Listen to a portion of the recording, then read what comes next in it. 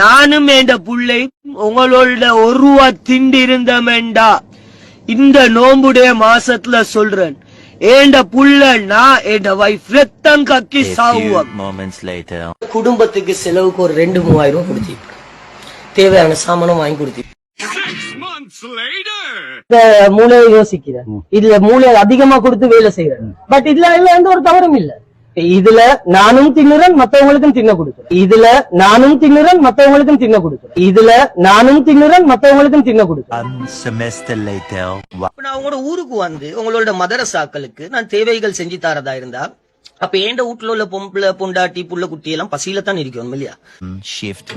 நீங்க எல்லாரும் மதரசாக்கள் நடத்துறீங்க, பெரிய பெரிய நிர்வாகங்கள் நடத்துறீங்க. அப்ப நீங்க எல்லாம் மாசம் சம்பளம் எடுக்கிறது இல்லையா? நீங்க எல்லாரும் மாசம் சம்பளம் எடுக்கத்தானே செய்றீங்க. உங்களோட பௌத்த நீங்க நிறைக்க போல உங்களோட தேவைகளை வந்து செஞ்சு தர நாங்க எங்களுக்கு வயிறு இல்ல, ஏன்னா எங்களுக்கு பசி வராது. அது சரி, அது ஒரு பக்கம் பப்பமே. காலகாலமா நான் சொல்றேனே, எல்லாத்துக்கும் பிரியாணி கொடுக்கறேன்னா என் பிள்ளைக்கு KFC கொடுக்கறேன். இது ஹராமா ஹலாலா என்று சிந்திக்க கூடியவன் அல்லாஹ் ஒருவனே.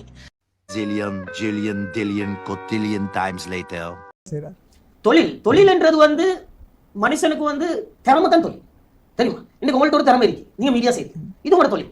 லண்டன்ல ஒருத்தர் வீட்டு கூரை எல்லாம் கழுவுறாரு, அது அவரோட தொழில், அது திறமை. அதே போல இன்னொருத்தர் வந்து திறமை தான் தொழில். இன்னொருத்தர் கடைக்கடையா போயிட்டு சாப்பாடு எல்லாம் திண்டு ஒரு அட்வர்டைஸ்மெண்ட் பண்றாரு, அது அவரோட திறமை, அது அவரோட தொழில். அப்ப அதே போல ஆசிஃப் அஸ்லாம் திறமை என்ன?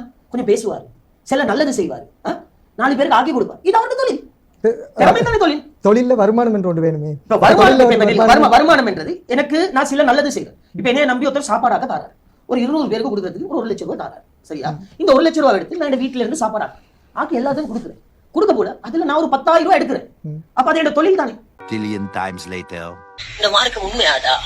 அல்லான்ற உண்மையாடா? நான் திண்டிக்கிறேனாடா உங்களோட சல்லிய? உங்களோட சல்லியத்தான் திண்டேன். முஸ்லீம்களா நீங்கெல்லாம்? முஸ்லீம்களா? முஸ்லீம்கள் எல்லாம்டா உலகத்துல இல்ல, ஸ்ரீலங்கால கேவலமானவன், கேவலமான முஹர்ரம் ஆண்டு இஸ்லாம் கேவலமான. இனி வார காலத்துல பாப்பீங்கடா, இனி வார காலத்துல இந்த ஆசிஃப் அஸ்லாம் பேச்சுகள் எப்படி இருக்கும், என்ன செயல் செய்ய போறேன்றத பாப்பீங்க. தெரியுமா? கட்டாயமா சொல்றேன். நீங்களோட இந்த செயல் செஞ்சையில தாண்டா ஜஹரான் என்ற ஒருத்தனை உருவாக்கினீங்க, தீவிரவாதியா மாத்தினீங்க. 6 பேர் சேர்ந்து 250 பேருடைய உயிர் எடுத்தான். அவன் உயிர் எடுக்கிறதுக்கும் அவன் தீவிரவாதியா மாறுறதுக்கும் முதல் காரணம் இந்த முஸ்லீம் சமுதாயம். இன்னைக்கு நல்ல என்ன வச்சுக்கோ, நான் இந்த மனசால சொல்றேன், வேண்டிய ஒரு போலீஸ்ல போயிட்டு கூட்டு, வேண்டிய CIDல போயிட்டு கூட்டு.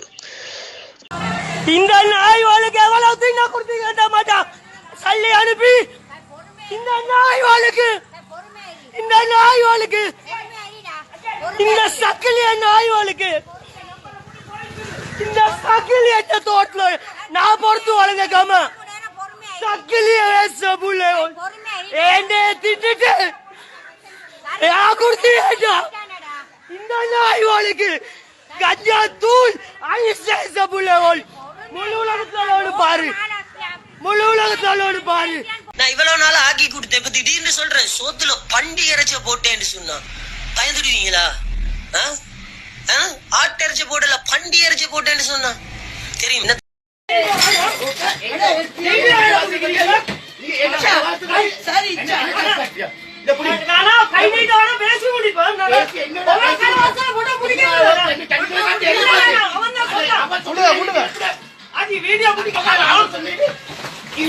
பாக்கணுமா? முட்டுக்கால் தான் பாத்துக்கோங்க, முட்டுக்கால்.